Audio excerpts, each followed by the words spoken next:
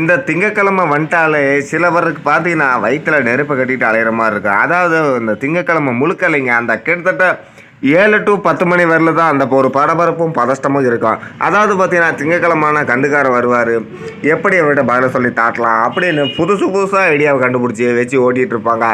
அந்த மாதிரி தான் ஒரு சம்பவம் எங்கள் ஏரியாவில் நடந்துச்சு. என்ன நடந்துச்சுன்னு முழுசாக பார்ப்போம். நம்ம சேனலை சப்ஸ்கிரைப் பண்ணிக்காங்க.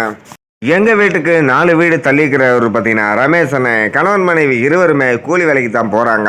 இவர் பார்த்தீங்கன்னா ஒரு அண்ணங்கிட்ட பார்த்தீங்கன்னா கந்து எடுத்துக்கிறா உனக்கு தெரிஞ்ச பக்கம் இருந்தா அப்படின்னு கேட்க, அவரும் பார்த்தீங்கன்னா எனக்கு தெரிஞ்ச கந்துக்காரர் ஒத்துக்கிறாரு, நான் வேணால் ஜாயின் பண்ணி விட்றேன் அப்படின்னு சொல்ல, சரிப்பா நானும் கொடுக்குறேன் அப்படின்னு கந்துக்காரர் ஒத்துக்கிட்டு ஃபஸ்ட்டு பார்த்தீங்கன்னா இவங்க 5000 ரூபா தொகையை கேட்டுருக்குறாங்க. 5000 எடுத்து இடத்துல கொடுக்க முடியாதுப்பா, நான் யாருக்காக இருந்தாலும் 2000 தான் கொடுப்பேன், அதை நீ சரியாக கட்டு, அடுத்த முறை நீ 5000 வாங்கிக்கலாம் அப்படிங்கிற மாதிரி 2000 ஆரம்பித்த கந்து பார்த்தீங்கன்னா கடைசியில் 20000 வரல போயிடுச்சு. அந்தளவுக்கு பார்த்தீங்கன்னா பக்காவாக பர்ஃபெக்டாக கட்டிட்டு வந்தாங்க. ஆனால் அந்த 20000 வாங்கினதுக்கு அப்புறம் தான் தெரியுது கந்துக்காரருக்கு விபூதி அடிச்சு விட போகிறாங்கன்னு. கிட்டத்தட்ட பார்த்தீங்கன்னா என்ன நடந்து போச்சுன்னா, கந்து கிட்டத்தட்ட 2000 ஆரம்பித்தவங்க முதல்ல கட்டிவிட்டு கரெக்டாக வர செலவெல்லாம் பண்ணிகிட்டே வந்துக்கிறாங்க.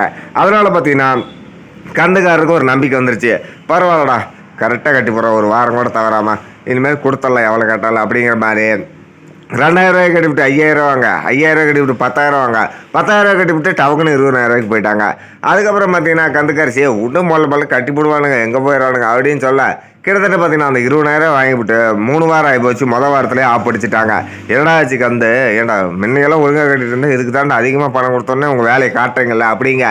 என்னென்னா பண்ணுறது, முன்னையெல்லாம் வேலை இருந்துச்சு இப்போ வேலையே இல்லைண்ணா அப்படின்னு வாரத்துக்கு ஒரு டைமு அவரு வந்து கேட்க, இவங்க பார்த்தீங்கன்னா 500 300ன்னு கொடுத்து அந்த கணக்கை ஒட்ட வைக்க பார்க்குறாங்க. இதனால் கடுப்பான கந்துக்காரர் பார்த்தீங்கன்னா, டேய் இது நல்லா இல்லை, ஒழுங்கு மரியாதை சொல்கிறேன், பணத்தை ஒழுங்காக கட்டுற வழி பாரு, இல்லைன்னா நல்லா இருக்காது அப்படின்னு வார்னிங்கும் கொடுத்துக்கிறாருக்கா. இதை பார்த்தீங்கன்னா இவர் அதெல்லாம் கண்டுக்கவே இல்லை. இந்த கால் வாங்கி இந்த கால் விட்டுட்டு அவர் பார்க்கல, அவர் ஜாலியாக அவர் வேலையை பார்த்துட்டு சுற்றிட்டு இருக்கிறாரு.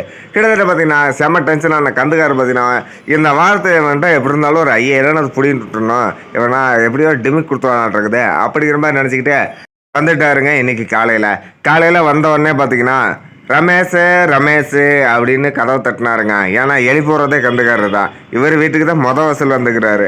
அதாவது இவர் வேறு வசூலோட நான் அப்புறமா பார்த்துக்கிறேன், இவன்ட்ட இன்னைக்கு பணத்தை வாங்க முடக்கூடாதுன்னு விடிய காலில் 6:30 மணிக்கே வந்து தலைவர் கதவை தட்ட ஆரம்பிச்சிட்டாரு. இவர் பார்த்தீங்கன்னா கையும் ஓடல காலும் ஓடல, வீட்டுக்குள்ளே வந்துக்கிட்டு என்ன பண்ணுறது அப்படின்ட்டு யோசனை பண்ணிகிட்டு இருந்தார். அதாவது இவரும் 10 சத்த பக்கம் கூப்பிட்டாரு. தான் வரணான்ட்டு வீட்டுக்குள்ளேயே பம்பிட்டு புருஷன் முன்னாடி 2 பேருமே இவரை எப்படி மண்டை கழுவி அனுப்பிச்சுடலான்னு ஐடியா போட்டு வெளியே வந்தாங்க. அதுக்கப்புறம் பார்த்தீங்கன்னா தலைவர் துண்டொன்று எடுத்து நல்லா பெட்ஷீட்டு போத்துற மாதிரி நல்லா தலையை சுற்றி இறுக்கமாக போத்திக்கிட்டு வெளியே வந்தார். சொல்லுன்னா அப்படி அனுத்துற மாதிரி, அதாவது உடம்பு சரியில்லைன்னா எப்படி பேசுவாங்களா அந்த மாதிரி சொல்லுண்ணா அப்படின்ட்டு வந்தார். ஏன்டா ரமேஷ் என்ன ஆச்சு? அடடா ஏன் உடம்பு சரியில்லையாட்டு இருக்குதா? ஆமாண்ணா 3 நாளாக காய்ச்சல் அப்படிங்க. 3 நாளாக காய்ச்சலா? நேற்றெல்லாம் ஒயின் ஷாப்பில் பார்த்தா நல்லா தான் இருந்தேன் அப்படிங்க. நான் ஒயின் ஷாப்புக்கும் போய் மாதக்கணக்கு ஆகுது, ஏன்னா நீ வேறு காசு இல்லாத நேரத்தில் வந்து காமெடி பண்ணிகிட்டு இருக்கிற அப்படிங்க. என்ன கதை மயிர் வர்றியாடா நீ? நல்லா மோக்க முட்டை நேற்று 8 மணிக்கு பார்க்குறேன், நல்லா ஆட்ட மயிர் போட்டுக்கிட்டு என்ன நீ பார்த்தோன்னே பெச்செடுத்துக்கு போட்டு வரியா? மூடிட்டு எனக்கு பணத்தை கட்டுற வழியை பாரு. எங்கவா உன் மதாடி எங்களா கூப்பிட்ற அந்த பிள்ளையா ஜோதி இங்கே வாப்பலா அப்படிங்க. அந்த அக்காவும் பார்த்தீங்கன்னா மண்டை செஞ்சுக்கிட்டே வந்தது வெளியே. ஏன்னா இவர் தான் வேலைக்கு வேறு போகலன்னா, உடம்பு வேறு சரியில்லை, அடுத்த வாரம் வாங்கிக்கலாம். இந்த கதைகள்லாம் நீங்கள் காதில் பூ சுற்றுற வேலை மயிரெல்லாம் வேறு யார்கிட்டையாவது வச்சுக்கோங்க, எனக்கு பணத்தை கொடுத்துருங்கப்பா, அவ்வளோதான். இதுக்கு மேலே நல்லா இருக்காது. சும்மா நானும் இன்றைக்கி நாளைக்குன்னு பார்த்துட்டெல்லாம் இருக்க முடியாது. கொடுத்து 2 மாதம் ஆகி போச்சு, நீ 1000 ரூபா கூட கட்டல, என்ன மயிர் வர செலவு பண்ணுறாங்கன்னு பிடிச்சி ஏற்ற ஆரம்பிச்சுட்டா இருக்க. வருஷம் முன்னாடி 2 பேரும் கால் உழுவாத குறைய கெஞ்சிக்கிட்டே இருந்தாங்க.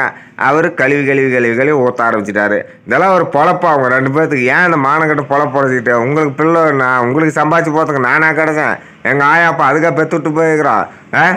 உங்கள் மவரையில் பார்த்தாலே தெரியாது எனக்கு, நீங்கள் கட்டுவீங்களா கட்ட மாட்டேங்க, என்னையை செருப்புல அடிக்கணும் அப்படின்னு சொல்லி பாவம் அந்த மனுஷன் பணத்தை கொடுத்துட்டு அவரையே திட்டிகிட்டு உட்காந்துருந்தாரு. அதுக்கப்புறம் பார்த்தீங்கன்னா பார்க்க வரல பார்த்துட்டு ஒழுங்கு மரியாதையாக சொல்கிறேன், எனக்கு இந்த மாதத்துக்குள்ளே கணக்கை முடிச்சு விடுங்க, இல்லைன்னா நம்ம ஸ்டேஷனில் கம்ப்ளைண்ட் கொடுத்துறேன் அப்படின்ட்டு போவா. என்ன சாமி நீங்களே அப்படி சொன்னால் எப்படிங்க? டே இந்த ஐஸு குங்குமம் வைக்கிறதெல்லாம் எனக்கு தெரியும்டா, மூடிக்கிட்டு நெவரு போய் பணத்தை ரெடி பண்ணுற வழியை பாரு. அதுக்கப்புறம் பார்த்தீங்கன்னா, அவரும் ஏத்துன்னு ஏத்திட்டு பாவம் போயிட்டாரு. அதுக்கப்புறம் பார்த்தீங்கன்னா, தலைவர் துண்டக்கட்டையெல்லாம் தூக்கி போட்டு, நீட்டா 2 பேருமே வேலைக்கு கிளம்பி போறாங்க. எதுத்தாப்புல மறுபடியும் கந்துக்காரு பார்க்குறாரு. "என்னடா டேய்!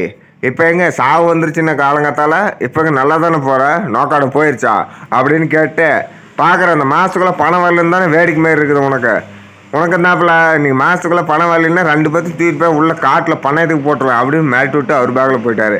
அதனால பார்த்தீங்கன்னா, கடனெல்லாம் இப்ப குடுக்குறது ரொம்ப ரேரு. எல்லாருமே ஒரே மாரி கட்ட மாட்டாங்க. பாவம் கடன் குடுத்தவங்க தான் இப்ப பாவம்.